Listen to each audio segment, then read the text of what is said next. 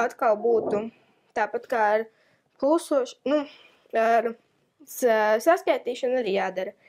Tāpat jāpārveido, ja nav vienādi tie. Un, ja šo mēs uzzīmētu līdzīgi kā pirms tam, kā tas izskatītos?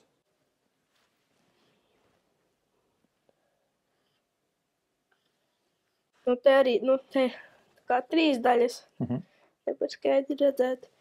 Un te ir tā kā 2 daļas. No 3 daļām jāatņem 2 daļas. Jā. Iznāk tātad atliek pāri, 1 daļa no 6 daļām. Un tas ir 1/6. Tad no 3 atņemam 2, paliek pāri 1 un sasdaļa. Labi. 1 vesels 1/3 mīnus 1 puse. Sanāk atkal, pārveidot. Tas iznāktu. Bet šajā gadījumā nevar atņemt tikai no šī skaitļa, kā saskaitot. Ir pat jāatņem arī no tā 1 veselā. Tas viss tātad, ja mēs tā garāk, tad mums šitais te būtu arī jāpārveido vienkārši šajās daļās. Tas iznāktu 8/6 mīnus 3/6 ir 5/6.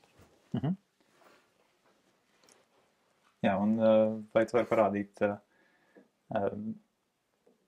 tāpat vizuāli, kas notika šajā gadījumā? Ja no sākuma bija tas 1 vesels 1/3, tā visa jāatņem tātad tā 1 puse. Tāpat kā mēs viņu tā kā pārveidojām, tas ir iznāca, lai gan var arī no to pusi atņemt no 1 veselā, tad iznāk puse plus to 1 puse plus 1/3. Tas iznāk tās 5/6. Arī interesanti. Jā. Arī tā var darīt. Bet parādi, kā tu šeit darīji? Tad sanāk šitā te. Un mīnus šitā.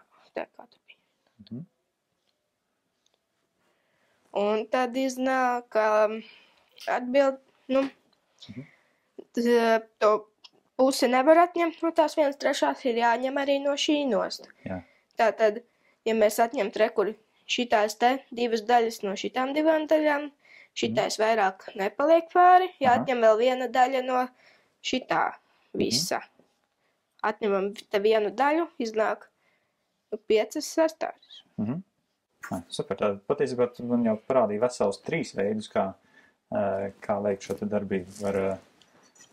Var uzreiz sadalīt 8 uz 8 sastajām, to 1 vesels 1/3, un tad atņemt, vai arī, kā tu pirms tam teici, no šī var atņemt to 1 pusi, un tad saskaitīt 1 pusi plus 1/3, vai arī, tā kā tu tagad darīji, no tā 1 vesela 2 sastajām vispirms atņemt 2 sastās, un pēc tam vēl 1 sasto.